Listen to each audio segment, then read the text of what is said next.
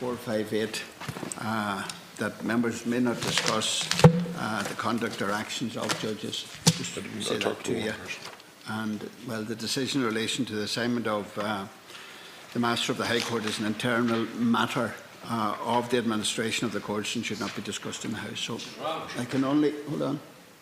I'm just referring to Rule 458. It's not my rule. Thank you. I don't know. It's rule of the House. Right, Deputy Richard Boyd Barrett.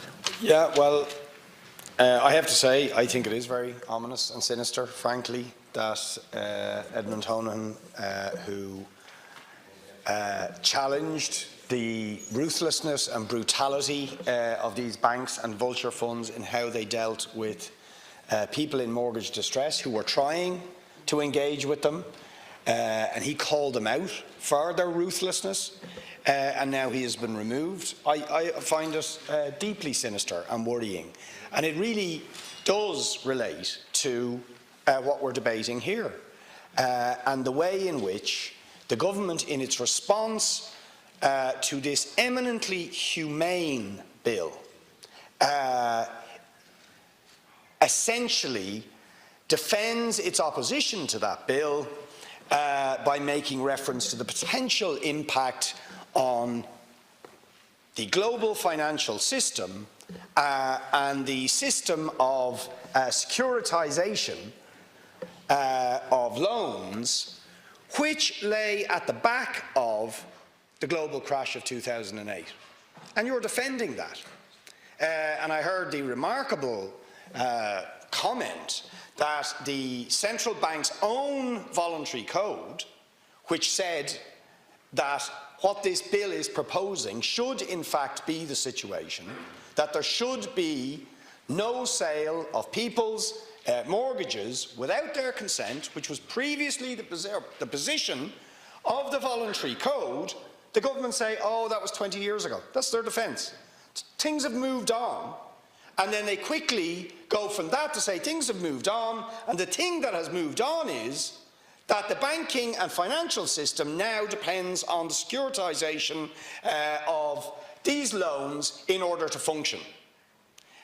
And that's the reason why we can't do what the central bank, up until recently it seems, believed we should do when it comes to dealing with these loans and with the relationship between the borrower and the lender.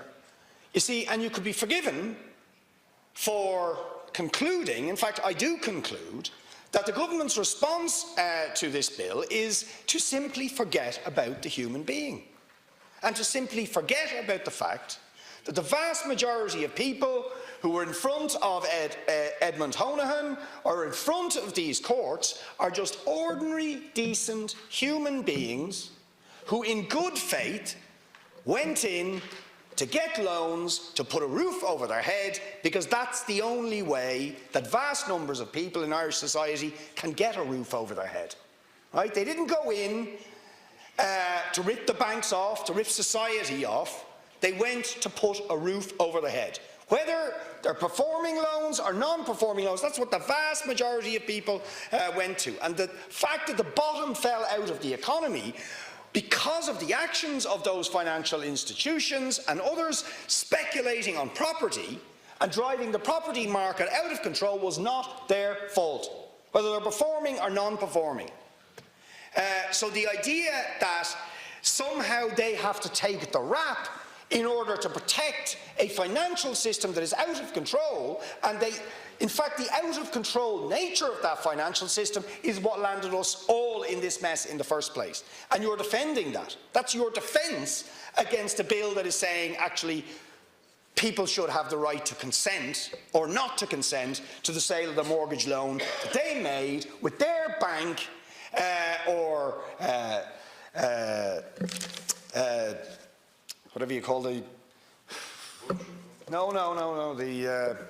permanent TSB, whatever they're called, there's a name for them.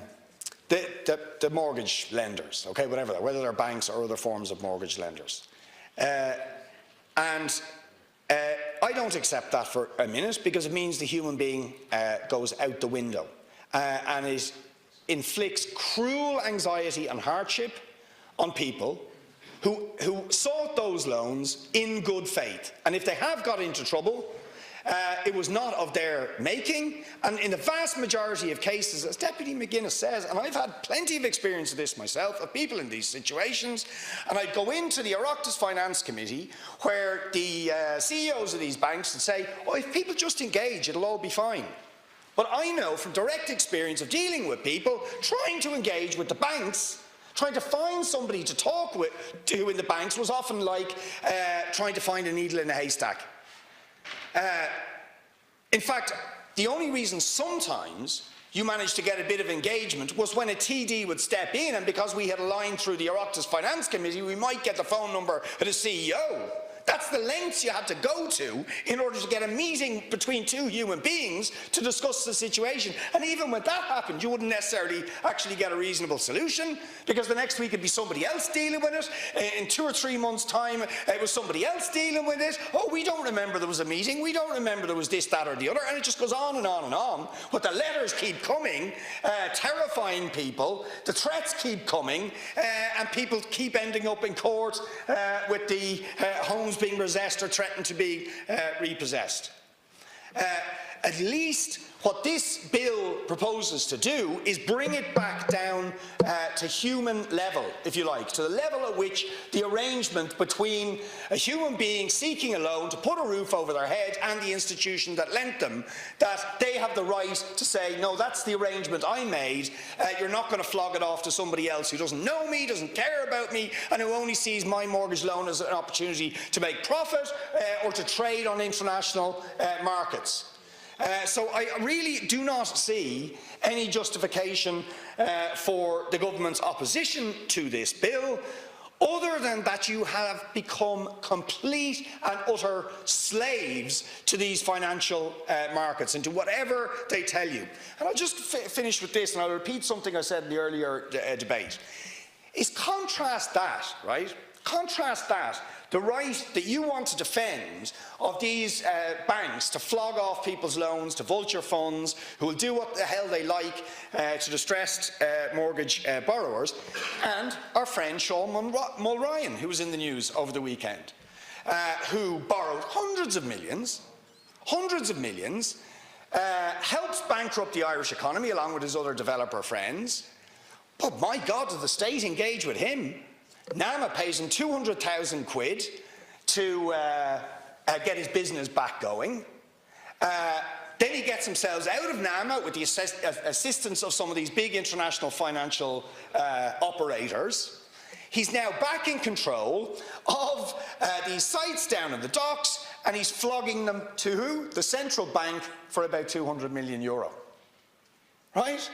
So we engaged with him. The state engaged. A lot of individual human consideration for Mr. Mulryan, right, who wasn't a good faith borrower who was going in to put a roof over his head, but helped get the entire economy crashed because of his greed. He's back in business, and the central bank is now going to pay him 200 million to buy new premises beside the new premises they'd already got acquired, pretty spanking new premises down there, but next door they're going to buy another new premises, having moved from Dame Street off Mr. Mulryan. My God, the contrast couldn't be greater. Couldn't be greater. Now there's a bit of moral hazard as far as I'm concerned. But it seems the only moral hazard the government is concerned at is the hazard that might impact on global financial speculators. Deputy,